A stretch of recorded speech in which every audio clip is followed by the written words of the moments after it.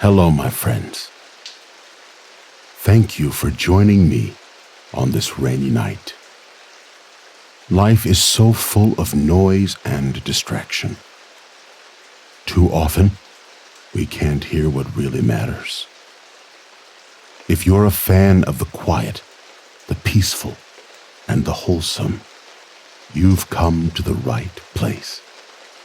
Our friend, Faye Finch, has found a perfect paradise, nestled between hills and forests, to escape the noise. We explore new stories like this every week. So be sure to like and subscribe so you don't miss out on another journey. Now, I invite you to come with me tonight.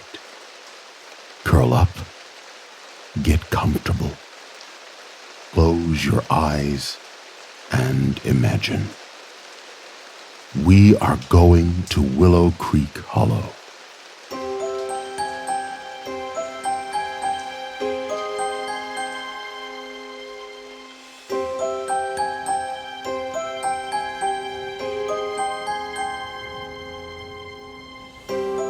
The engine in her old car groaned as the vehicle climbed up and up. It was a familiar sound. It had been Faye's constant companion through years of driving. Now she was trading city traffic for the calm and ease of a country village. It felt like a reluctant steed climbing a gentle, verdant mountain. The engine's rumble, once a signal of urgent purpose, now seemed to mellow, blending with the whispering wind over the hills. Each mile erased a bit more of the city's frantic pulse, replacing it with a profound quiet. Gradually, the air was changing as well. Gone was the stale, exhaust-tinged breath of the bustling metropolis. Here, among the rising waves of grass and brown earth, the air was cool, clean, and carried the rich, damp scent of earth. The smell promised fertile ground and deep roots. As she rolled her window down all the way and felt a chilly gust of wind, she also caught the sharp, clean aroma of pine, a fragrance that spoke of ancient forests and untamed spaces. The bright lights of the city were gone. Their successors were the soothing glow of the moon, accompanied by the subtle glittering of a starry blanket of sky. As the car climbed, she gazed through the diffused light of the cool evening. The world was taking on a muted, painted quality. Colors softened. Greens became deeper, more vibrant. The gray of the sky gave way to dark blue and purple, as if the heavens themselves simply rested in this place. As she traveled the cresting road, Faye watched as the rolling hills, a softer, more inviting version of mountains, began to tenderly embrace a pleasing, natural valley. Those hills weren't jagged or dangerous, but rounded and smooth, like the heaping shoulders of sleeping giants. The valley itself was shrouded in a cloud of white mist. It seemed to cling to the air right above the ground, like a cover for the earth. Through the haze, Faye saw the Emberwood Forest. It was a vast, ancient darkness of green and black. Its dense canopy, a shadow and a natural wall bordering the beauty of the valley. It was the kind of forest that didn't just stand, but watched. Just as she passed the tree line, a small movement in the underbrush caught her eye. A family of deer, their coats the color of coffee and cream, mingled at the banks of the lazy creek, heads bowed as they drank. They were silent, their movements a part of the splendid landscape. And they didn't so much as flinch as her car passed. And then it appeared. Willow Creek Hollow. It didn't announce itself with grand estates or sweeping vistas, but with a gentle unfolding, like a special gift being unwrapped. The river, the Willow Creek, was a liquid silver ribbon winding lazily through the valley floor, directly through the center of the humble village. It caught the soft light, shimmering as it meandered, a calm, steady sight.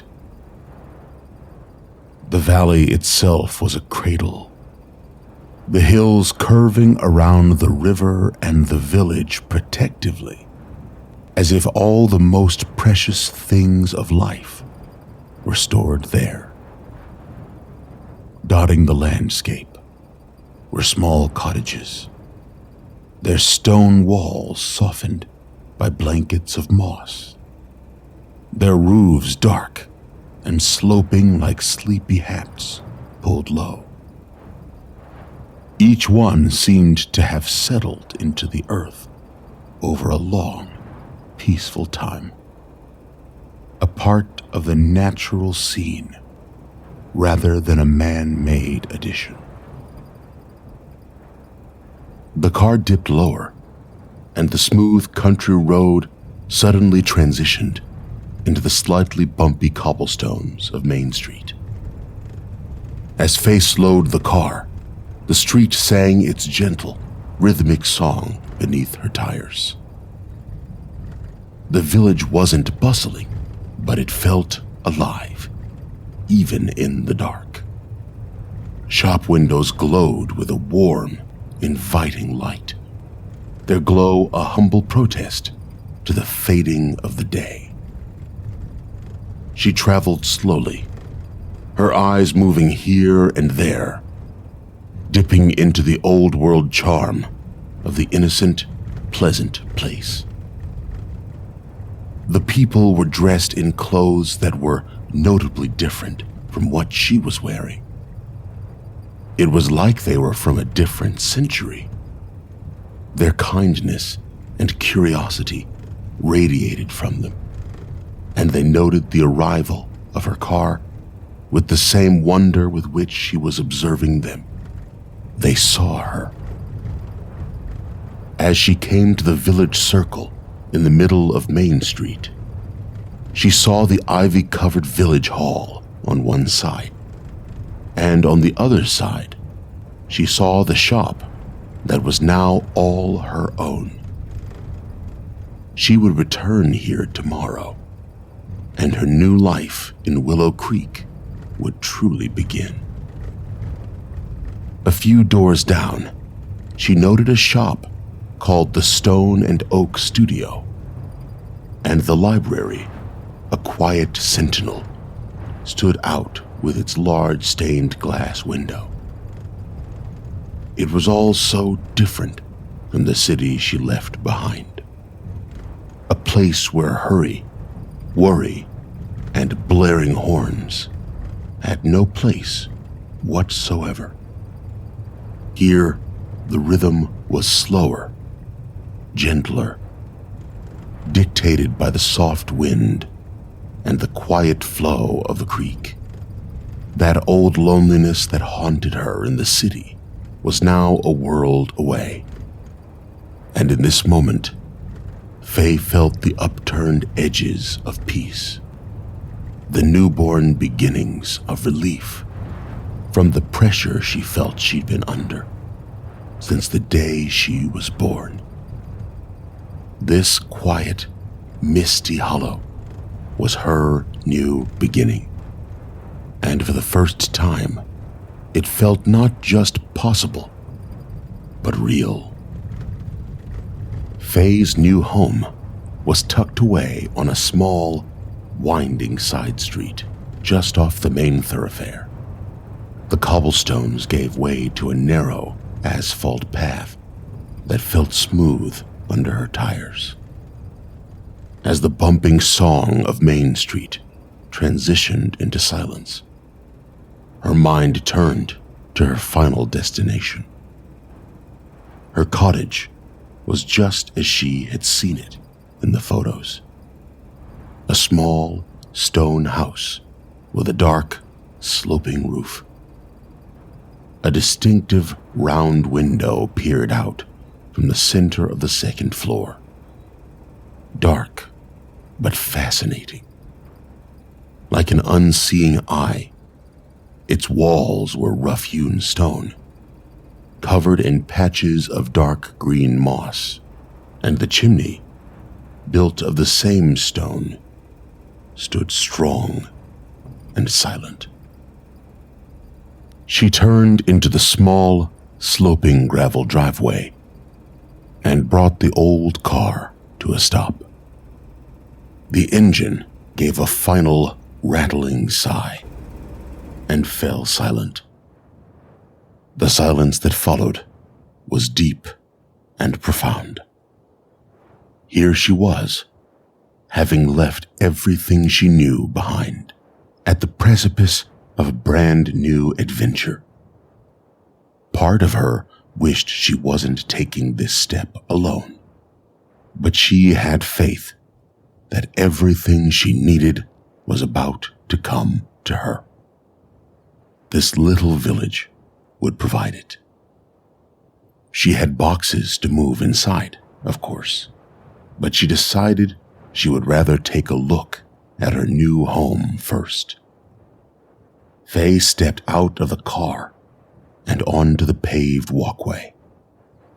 She could feel the cool, damp air on her skin, and the scent of wet earth and an ancient pine mixed with the faint aroma of a neighbor's cooking. The front door was a heavy slab of dark, thick wood, and the iron lock felt cool beneath her fingers. She turned the key. The old lock clicked, and the door slid open with a soft groan. It was the sound of her new life opening itself to her. She stepped into the darkness, and as the door closed the rest of the world out, solitude and silence wrapped itself around her like a blanket. For once in her life, the solitude wasn't a cold, empty feeling. It was more like a long, quiet breath. She felt present with herself, like she was only just meeting Faye Finch for the first time. She felt the wall for the light switch, her fingers finding the small brass plate. With a soft click, a warm, buttery light filled the entryway, sending the shadows scurrying back into the corners. The walls were a gentle cream color, a lovely contrast to the dark stone on the outside of the cottage. The floor was made of wide, dark wood planks, worn smooth with age, the faint scent of beeswax still clinging to them. She found the house even more charming than the photos had promised. She moved through the rooms with a sense of wonder that only grew with each step. The front room had a large brick hearth, its inner walls blackened from the countless fires of the past. Wood was waiting behind it, as if the previous occupant thought she would need it right away. A wide, low window looked out over the front garden, its panes slightly wavy, distorting the view of the misty night just enough to make it feel like she suddenly found herself in a fairy tale. The kitchen was a cheerful space, with a large, worn butcher block island and a deep ceramic sink beneath a window that looked out over the tiny backyard. She could smell cinnamon and old spices, welcoming ghosts of the life lived here before her. She walked up the narrow, creaking staircase, her hand moving simultaneously up the dark banister, made smooth by years of sliding palms. Upstairs, she found the bedroom, with its unique, round window. Faye walked across the floor toward it, and gently placed her fingers on the smooth, cool glass. The window looked out toward the center of the village, and she could see the distant, scattered lights of the shops and homes mingled with the old clock tower and the steeples of the church. It was a perfect, peaceful view. This was the window that would watch over her as she slept. A sleepy eye looking out at the world she now felt she stood at the vital, beating heart of. She closed her eyes and took a deep, calming breath. She felt a deep sense of serene peace settle over her. This house, so very far from the city she had known, was no longer an empty space. It was her home.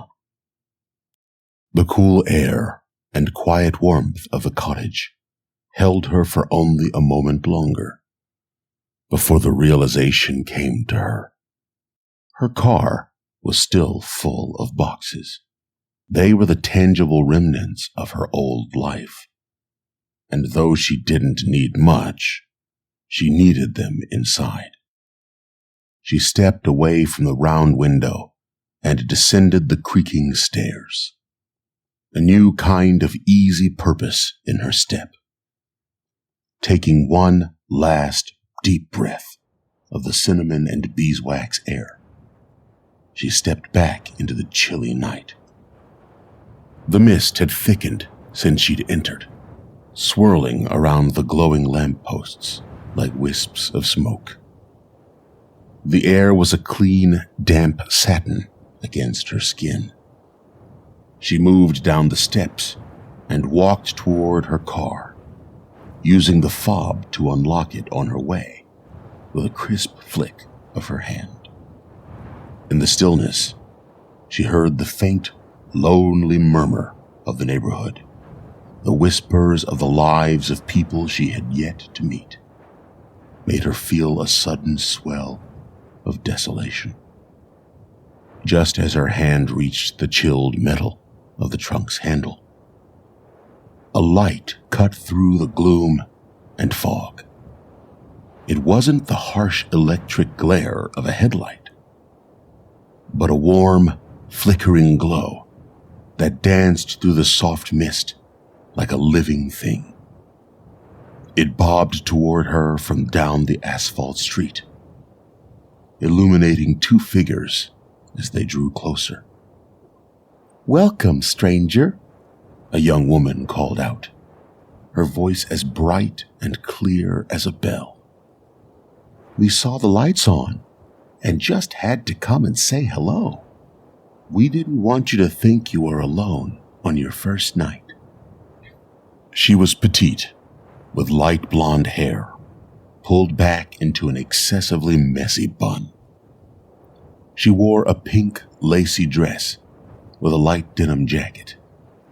Her smile was bright enough to be infectious, and her cheeks were rosy with light blush and the kiss of the cool night. She couldn't be a day over 22, but the man standing next to her was considerably rounder and older. He was a heavy-set man who shared her eye color, but little else.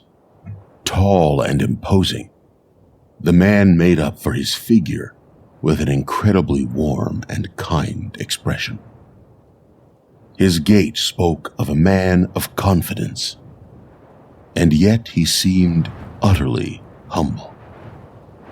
Round spectacles sat on his pudgy nose, and a big, bushy mustache decorated his upper lip like a coat. He wore a dark brown, double-breasted coat, a paisley maroon tie, and a crisp dress shirt. The man with the kind eyes nodded, his smile deepening. "I'm Henry Potter, the mayor of this village, and this is my daughter, Pippa. We saw the moving truck earlier. We've been looking forward to meeting the person who's taking over Mrs. Oliver's." Faye felt a smile of her own spread across her face, genuine and unforced, as she spoke for what felt like the first time all day. "I'm Faye Finch. It's nice to meet you both. You have no idea how good it is to see friendly faces." Pippa's eyes twinkled as she took in Faye's city clothes. "So you're from the big city? What's it like? Is it true the streets are always full of people, even at night? Our biggest nighttime crowd is usually just the raccoons." She laughed, a quick, bubbly sound. "They say the city never really sleeps," Faye said with an encouraging nod. It had never truly occurred to her that the people in her new village wouldn't know what it was like to live somewhere else. It made her feel special, but also a bit alien. "But I came here to get away from all that hustle and bustle." "Yes, well, we were all very sad to see Mrs. Oliver go," Henry said, his voice a steady, gentle rumble. "She ran the bistro for 30 years. It was a staple, a place where you knew you'd find a familiar face." He paused, his gaze drifting over the dark facade of what was now Faye's cottage. "She was a wonderful woman. But her last few years, well, her cooking wasn't what it once was. We all kept going, of course. It was an unspoken kindness, a way of showing her we cared. The village would never have let her be without customers." Faye felt a pang of unexpected sadness in her chest. "I see. I didn't know. I'm so sorry." She had only seen the pictures of the storefront in Village Circle in the listing, not the tired reality of a business kept alive by charity. "What happened to her?" Henry's kind face softened even more.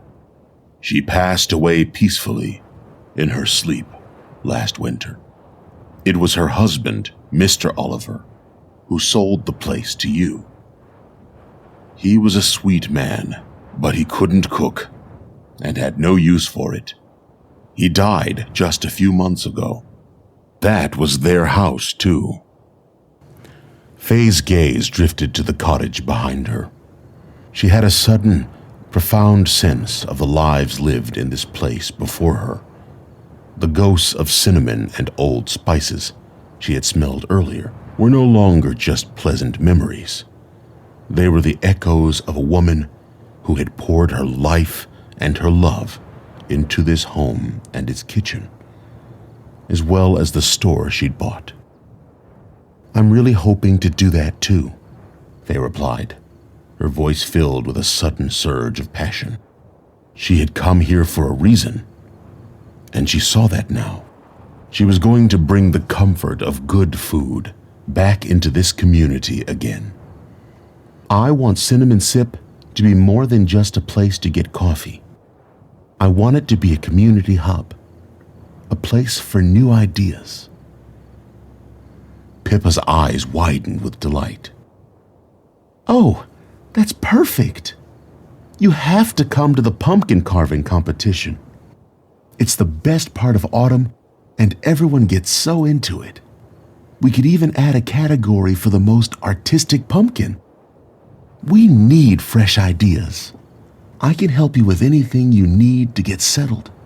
Just say the word." "New ideas later, maybe," Mayor Potter said with a chuckle. "For now, our newest citizen needs help moving her belongings inside." "Oh, you don't have to do that," Faye said, shaking her head slowly. She didn't want to bother these kind people with the burden of carrying her things inside. "No, Miss Finch. It wouldn't be very neighborly of us to let you do this job by yourself. We just have to help you," Henry said, though he waited with a patient smile to actually receive permission. After the space of a few seconds, where only the silence of their expectations could be heard, she relented, and the three of them began moving her boxes from the car into her new home.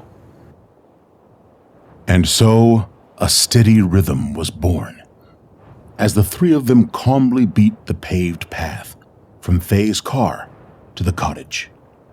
Henry, with his quiet strength, lifted the heaviest boxes from the trunk, his movements unhurried and easy. Pippa, a whirlwind of energy, grabbed the lighter boxes, her sneakers squeaking on the wet gravel as she hurried back and forth. As they went, the deep blue sky started giving its tears in light droplets.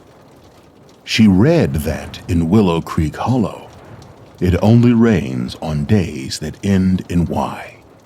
Faye, at first unsure of what to do alongside the surprising quickness and efficiency of her new acquaintances, soon fell into step with them, carrying her own share, her movements becoming more fluid and matter-of-fact as she found a comfortable pace. The only sounds were the soft thud of boxes being placed on the cold oak floor and the easy banter that filled the cool space. "Ooh, this one feels like books," Pippa said, placing a heavy box down with a relieved exhale. "Mrs. Gable, our librarian, will be so excited to meet you. She says those who love to read are a great source for good stories." Henry set a box down next to the others, a faint smile on his lips. "Pippa is quite the storyteller herself. She can turn a trip to Gable Grocery into a grand adventure like you wouldn't believe."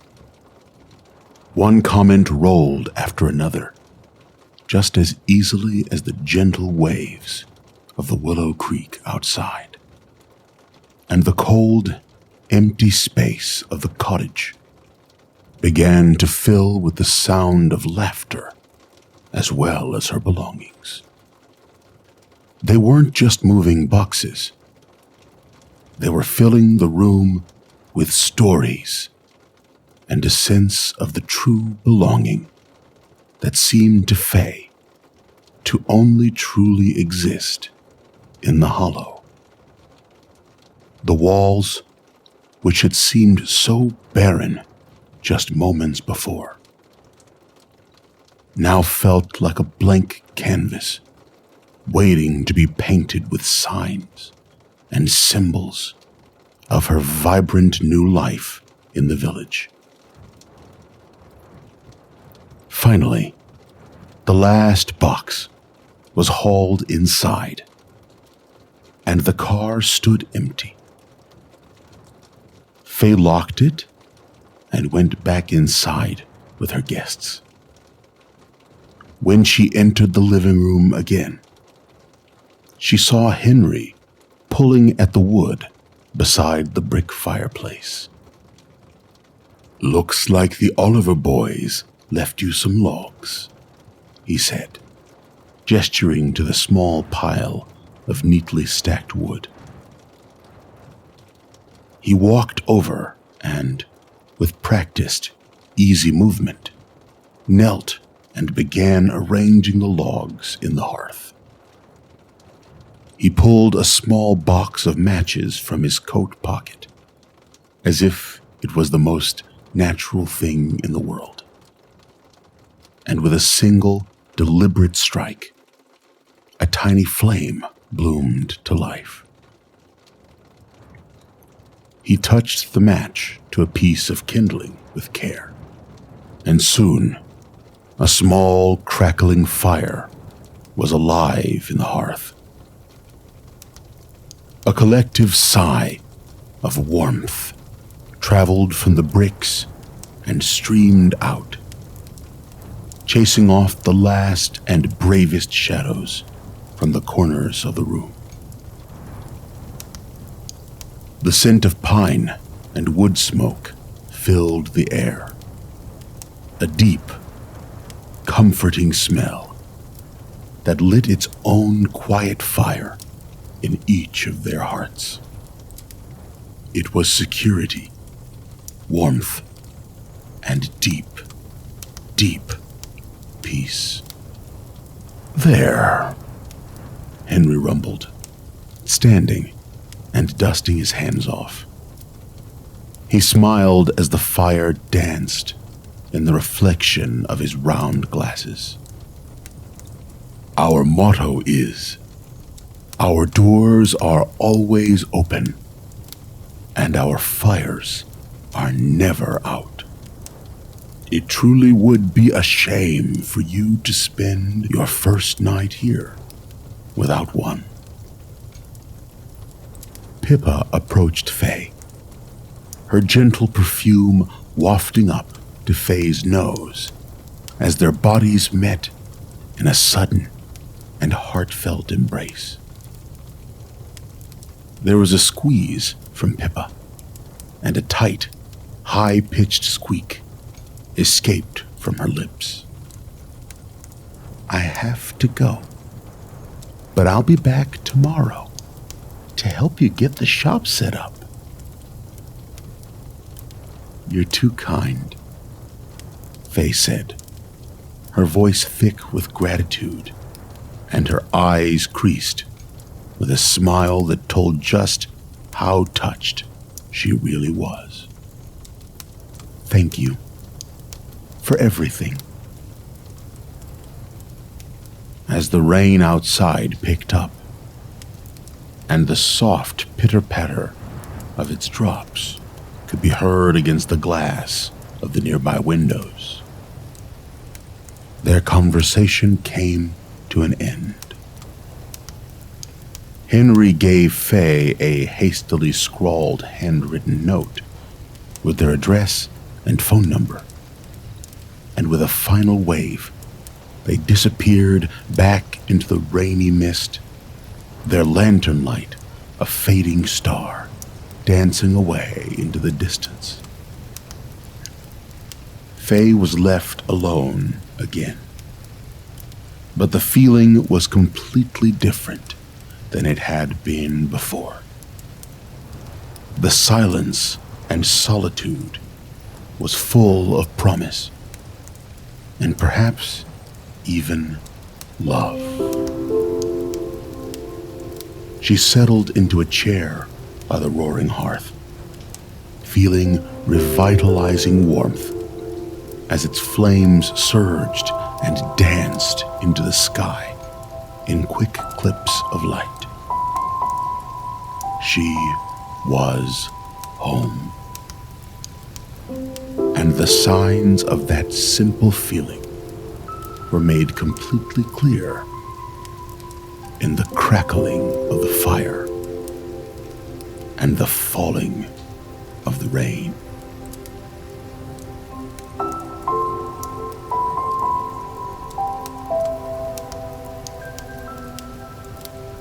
Thank you for listening, my friends. The rain on the windows of your life is no longer an unfair accident of nature. It's a reminder that peace can be found when we make room for it inside. As you return to the noise of the world, I hope you carry a piece of the hollow in your heart, and that you will remember that some doors are always open and some fires are never out. If you found a moment of peace tonight, please show your care for us by liking this video and subscribing to hear more. May your night be filled with the sound of rain, the feeling of warmth, and the quiet love that builds warm spaces in your heart. Jesus loves you, and so do I. Goodbye.